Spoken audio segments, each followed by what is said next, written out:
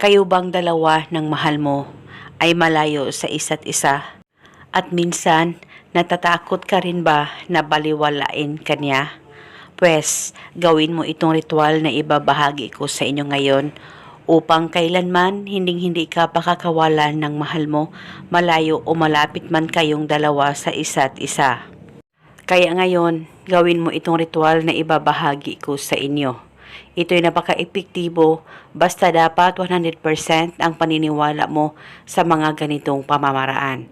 Pwede mo ito gawin sa kahit na anong araw o oras na gusto mo. Ang gagawin mo lamang, kumuha ka ng garapon na may takip at punuin niyo po ito ng asukal. At mas mainam na brown po na asukal ang gagamitin natin sa ritual na ito. At pagkatapos, kumuha ka ng isang butil na bawang at larawan ng partner mo. Dapat may actual photo ka sa kanya. At pagkatapos, kumuha ka ng panulat kahit anong kulay, isulat sa likod ng kanyang larawan ang pangalan at apelido mo ng isang beses.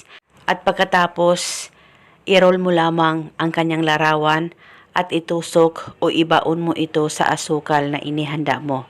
At isunod mo ring ilagay ang isang butil na bawang. At pagkatapos ay pwede mo nang takpan itong ritual, itago sa safe na walang makakakita at makakaalam. Pwede mo ito itago sa damitan mo, basta itago itong ritual pang matagalan. Dahil isa itong gabay para habang buhay magmamahalan kayo at hindi kanya pakakawalan kailanman. Wala na po kayong kailangan pang banggitin o ibulong na spell. Basta gawin itong ritual na tama ang pagkagawa mo. At paniguradong kailanman hindi ka pakakawalan ng taong mahal mo kahit gaano pa kayo kalayo sa isa't isa.